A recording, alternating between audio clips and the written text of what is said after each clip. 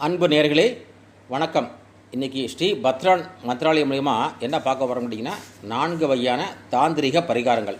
அதில் மொதல் பரிகாரம் மாந்தி தோசை விலகிறதுக்கு.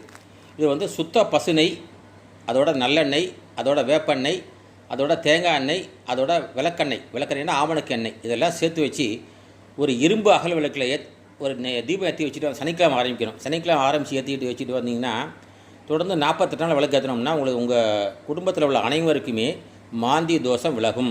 இது முதல் பரிகாரம். அதாவது சுத்த பசுநெய், நல்லெண்ணெய், வேப்பெண்ணெய், தேங்காய் எண்ணெய், விளக்கேற்றம் எண்ணெய், அதாவது விளக்கேற்றம் எண்ணெய்னா ஆமணக்கு எண்ணெய், இதெல்லாம் சேர்த்து இரும்பு அகல் விளக்கில் 48 நாள் விளக்கேற்றினோம்னா சனிக்கிழமை ஆரம்பித்து விளக்கேற்றினோம்னா உங்கள் வீட்டில் உள்ள அனைவருக்குமே மாந்தி தோஷம் விலகும்.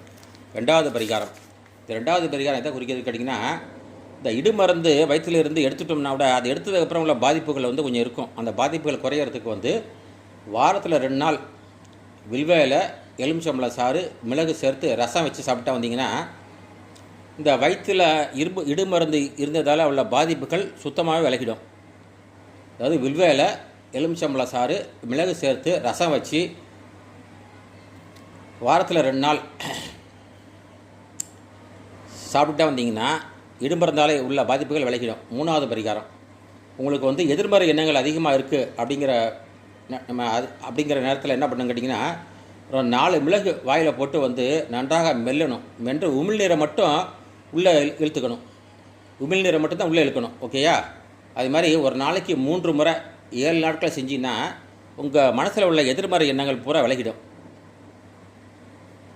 அடுத்தது ஒரு காரியமாக வெளில போகும்போது அந்த தடைகள் நமக்கு வராமல் இருக்க, அந்த காரியம் நிறைவேற நீலாஞ்சன கல்னு கடையில் விற்குதுங்க.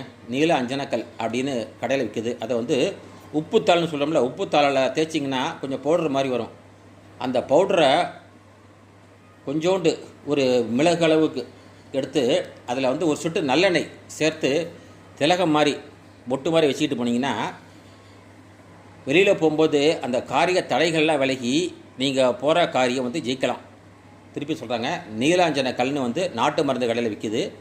அதை வாங்கிட்டு உப்பு காகிதம்னு சொல்லுவாங்க, உப்பு பேப்பர்னு சொல்லுவாங்க. அந்த உப்பு பேப்பரெல்லாம் நல்லா தேய்ச்சிங்கன்னா அந்த கல்லில் நெய்ஸாக பவுட்ரு விழுவும்.